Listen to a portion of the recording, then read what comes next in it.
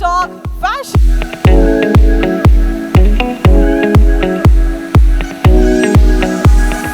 How have they been able to be a part of the much deserved or the well acclaimed fashion population?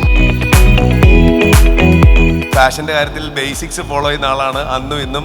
എന്താണോ ഏറ്റവും basic ആയിട്ട് പോകുന്നത്, ഇപ്പോൾ floral shirt ആണ് അല്ലെങ്കിൽ loose fit ആണ് ട്രെൻഡെങ്കിൽ അതിൻ്റെ പുറകിന് പോവുക.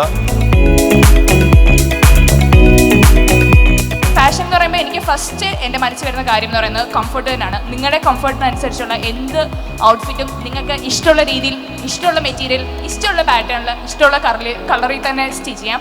അത് ഇപ്പം നമ്മുടെ ഇവിടെ തന്നെ കാണാമല്ലോ, എന്തോരം നമ്മുടെ ലുലുവിൽ എന്തോരം ഷോപ്പുകളുണ്ട്.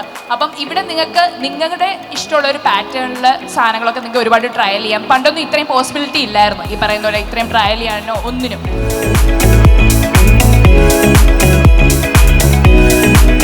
ഫാഷൻ ഈ ലോകം ഉള്ളിടത്തോളം ഫാഷനും ഉണ്ട്. ഫാഷൻ ആൻഡ് ഫുഡ് ഇത് രണ്ടും ആൾക്കാർക്ക് കാണാനും കേൾക്കാനും ഇഷ്ടമുള്ളൊരു കാര്യമാണ്.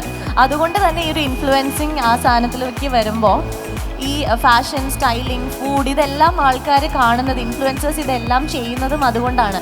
കാരണം ആൾക്കാർക്ക് കാണാൻ ഇഷ്ടമുള്ളൊരു സംഭവമാണത്.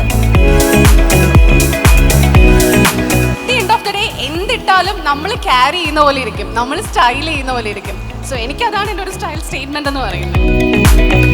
Fashion is something that changes at the blink of an eye these days, and these influencers are people who can change that with their own personal fashion statements.